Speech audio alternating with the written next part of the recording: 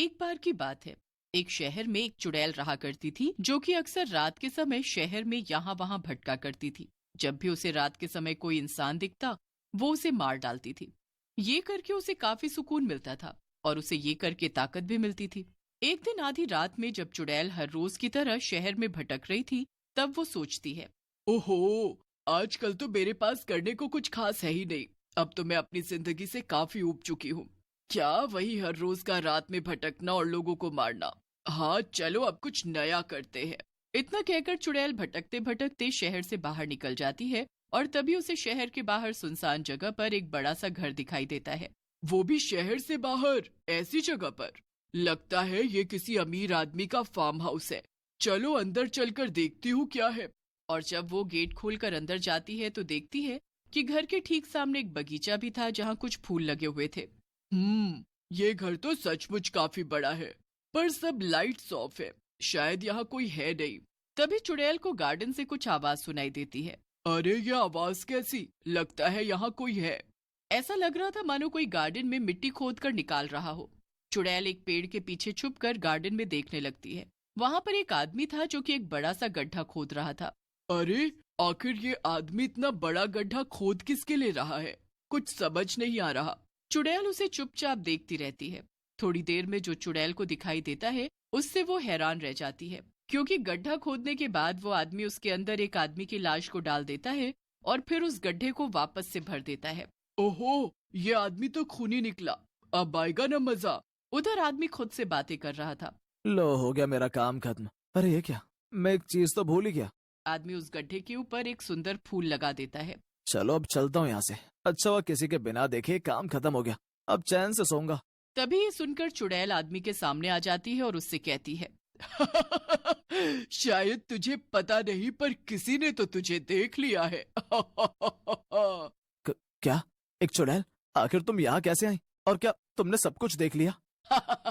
हाँ मैंने सब देख लिया, पर एक बात समझ नहीं आई। ये लोगों को मारने का काम तो मेरा है, पर तुमने इस आदमी को क्यों मारा और फिर फूल भी लगा दिया? इस हिसाब से तो इस बगीचे में जितने भी फूल मौजूद हैं, उन सब फूल के नीचे। अरे नहीं नहीं, ऐसा कुछ भी नहीं है। वो तो मैं बस। चुप हो जा। मैं सब कुछ वैसे ही समझ गई हूँ। अब मुझसे झूठ बोलने का कोई फायदा नहीं। मैं चुड़ैल हूँ, चुड़ैल, इंसान नहीं जो तू मुझसे कुछ भी छिपा लेगा। चल अब जल्दी से ये बता, अब तक कितने लोगों को मारकर यहाँ दफनाया है तूने और क्यों? सिर्फ 3 लोगों को। हाँ, यहाँ इस बगीचे में फूल भी 3 ही हैं। अब जल्दी से आगे बता। हाँ, वो ये मेरा ही फार्म हाउस है और ये तीनों लोग मेरे रिश्तेदार थे। सारी प्रॉपर्टी मुझे मिल जाए इसलिए मैंने ये सब किया। अच्छा, तो अब तू मुझे जल्दी से ये बता कि अगर मैं अभी तुझे यहाँ मारकर दफना दूं तो फिर ये प्रॉपर्टी किससे मिलेगी? हाँ? नहीं नहीं, प्लीज मुझे माफ कर दो। मैं दोबारा ऐसा नहीं करूंगा। मुझे यहाँ से जाने दो। नहीं, बिल्कुल नहीं। तू तो पहले से इतने लोगों को मार चुका है। तुझे छोड़ने का क्या मतलब? तुझे मारूंगी तो मुझे भी एक दोस्त मिल जाएगा। क्या क्या मतलब? आदमी कुछ और कहता उससे पहले ही वो चुड़ैल उस आदमी की गर्दन दबाकर उसको मार देती है और वो आदमी भी एक भूत में बदल जाता है।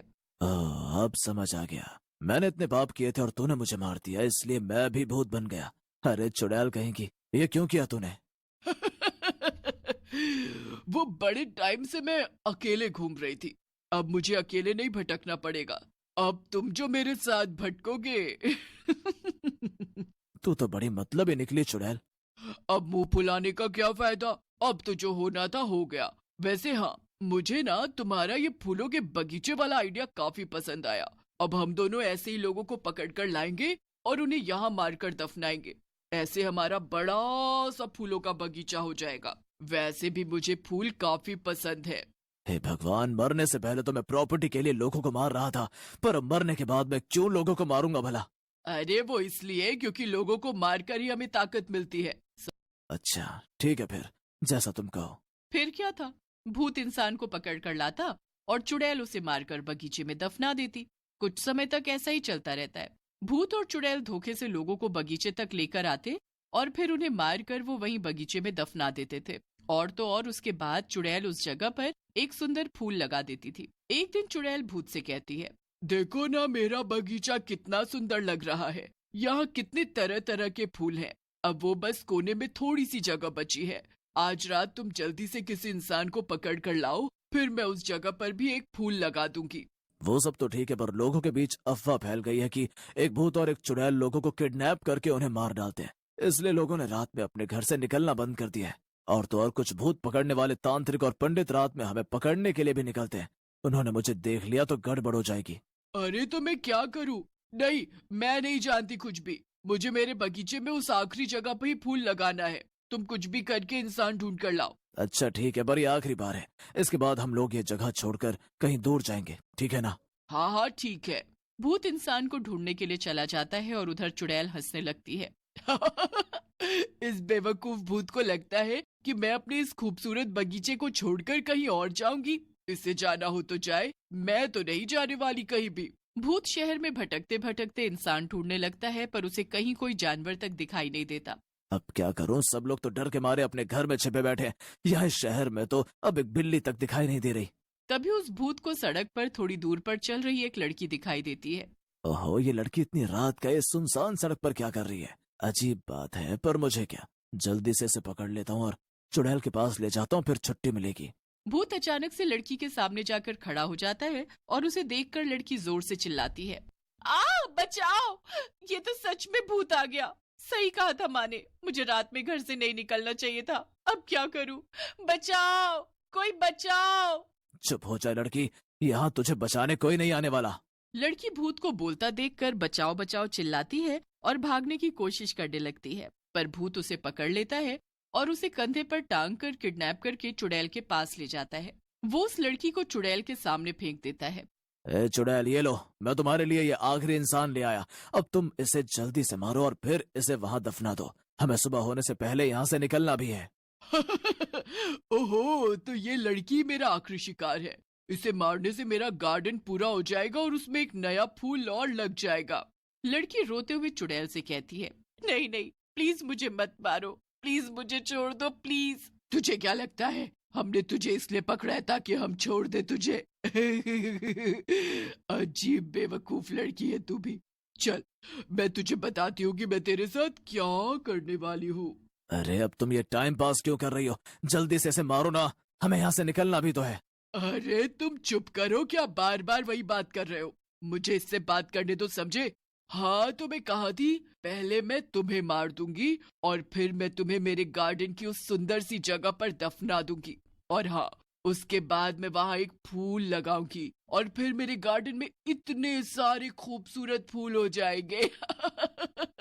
ओह अच्छा, और अगर उससे पहले ही मैं तुम दोनों को मार दूं तो? लड़की की बात सुनकर भूत और चुड़ैल दोनों हैरान रह जाते हैं।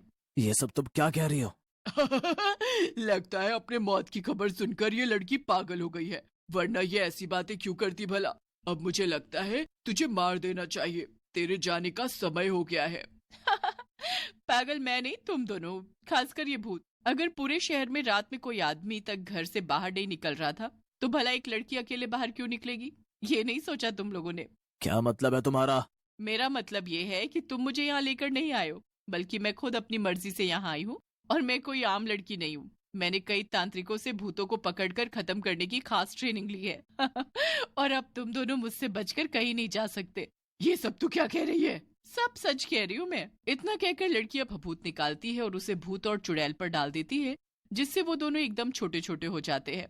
अरे ये क्या हुआ? हम इतने छोटे क्यों हो गए? ए लड़की, हमें जल्दी से पहले जैसा कर दे, वरना अच्छा नहीं होगा। वरना क्या क्या ही कर लोगी तुम अब? लड़की उन दोनों को अपने हाथ से पकड़कर उठा लेती है और उन्हें एक बोतल के अंदर डालकर कैद कर देती है। अब तुम दोनों इसी के अंदर कैद रहो और अब इस शहर में किसी को बाहर निकलने से